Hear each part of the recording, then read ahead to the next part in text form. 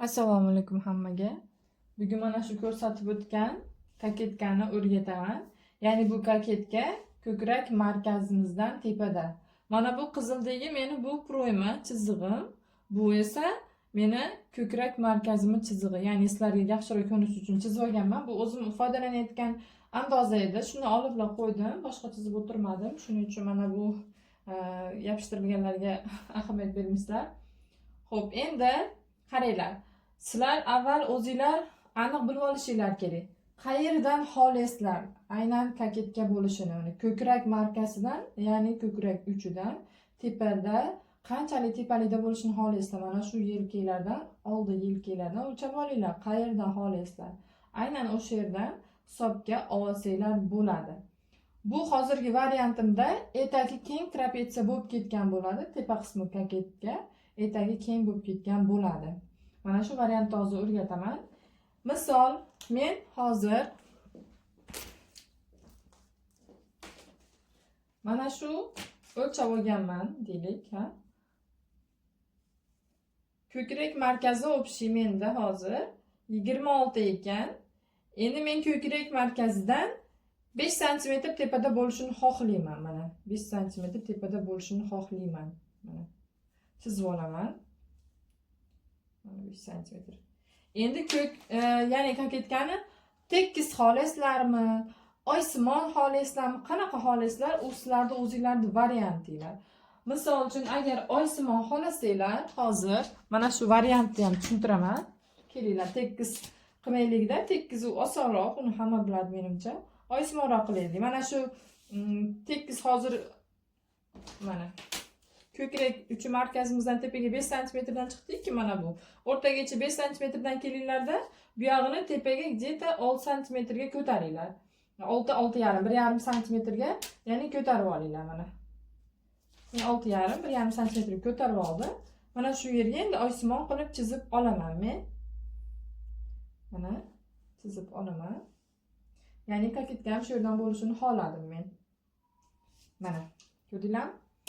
Endi mana bu tashi joyda, mana shu joyda hozir qirqib olamiz. Ya'ni qirqib olgach, vechishkani yopishimiz kerak.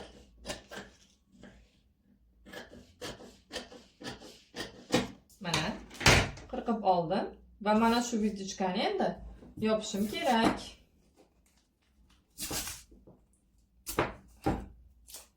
Mana shuni men hozir yopib olaman.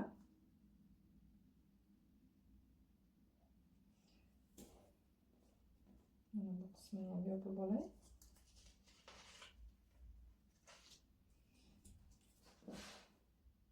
Mana men yopib oldim. Qaranglar, shu yerda asos andozani xohlaganlardan foydalansanglar bo'ladi. Xohlagan asos andozlarni olasizlar, ana shundan foydalanasizlar.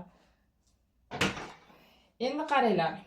Mana xuddi chizib olganimizdek, misol keldi deylik, ha. Mana koketkamiz tayyor bo'ldi. Bu o'zi tikilganda o'zi oldingi holatiga qaytadi. Endi shu yerda asos andozalar yo'q bo'lsa, Telegram gruppamda bepul asos andoza video darsliklari bor. Kirib ko'rib olsanglar bo'ladi, lekin xohlagan asos andozalar bo'lsa, shundan foydalansanglar bo'ladi. Endi shu yerda vetishga qoldi-yu, buni nima qilish kerak desanglar, buni yopamiz. Mana shu belvechkani o'rtasidan qirqib ochib olamiz. Mana shu yergacha mana ozgina yetmasdan olib kelamiz. Va mana bu yerni ham mana shunday qilib yopamiz. Mana yopamiz. Bu yerda ham yopib bo'lganimizdan keyin o'zi etagimiz keng ochiladi mana. Koketkalarimiz mana o'z holiga keldi. Ya'ni sizlar o'zingizlar yana ham chiroyliroq qirqib olasizlar. Men hozir o'z holatimda qirqib oldim. Mana. Ko'rdinglarmi? Etak o'zi tayyor trapetsiya bo'lib ochilib qoldi mana. Ko'krak markazi mana bu yerda qoldi. Bu yog'im esa koketkam tepaga chiqdi mana. Mana shu yerda koketkalarni agar zborkali qilmoqchi bo'lsanglar, matoga bu tomoniga yana qo'shib turib qo'ysanglar bo'ladi yoki mana bu yerlarni mana shunday qirqib, mana shunday qirqib turib keyin matolarga qo'yib olsanglar bo'ladi. Endi hozir shu yerda kimdir trapetsiya holatda qolaversin desa, shunday holatda qoldirishingiz mumkin. Etagi keng bo'lib tushadi. yana ham oldilari ham tashlab tursin desanglar, mana bu yer matolar bo'lsa, misol uchun tekis mato bo'lsa, mana shuni tekis qo'ymaysizlarda, sal bu yoqqa qiyalatib turib qo'yasizlar, shunda matolarda mana shuncha jich ochiladi mer va bunaqasiga ham ochilib turib yanada tashlab turadi. Mana. Bu birinchi variantdagi ko'kravichkani kaketkaga ko'chirish.